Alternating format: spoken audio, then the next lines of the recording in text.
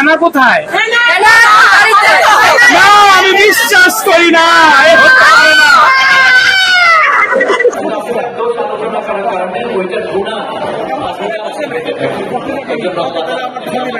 রমজানের সমস্ত বরকতগুলোকে অর্জন করার তৌফিক দান করেন আর সমস্ত ধরনের গুনাহ থেকে আপনাকে আমাকে আল্লাহ তাআলা হেফাজত করেন।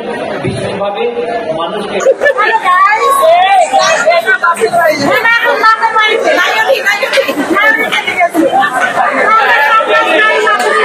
মাধ্যমে যে আল্লাহ আমার যারা ভুল হয়েছে আপনি আমাকে মাফ করে দেন, আল্লাহ তাআলা তার গুনাহকে মাফ করে দেন।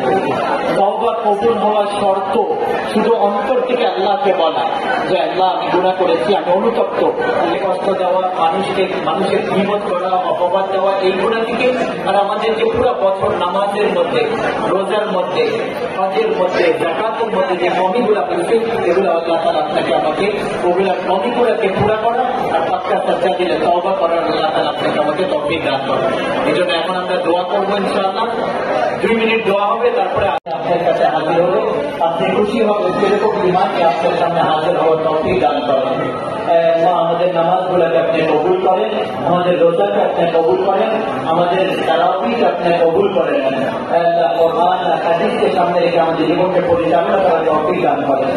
আল্লাহ জেনে বুঝে না জেনে মানুষের কত হক নষ্ট করেছি, আল্লাহ আপনার পক্ষ থেকে আপনি তাদেরকে উত্তর বদলা দান করেন, আপনি আমাদেরকে মাফ করে দেন। আল্লাহ মানুষের হককে আদায় করার আমাদের সামর্থ্য নাই।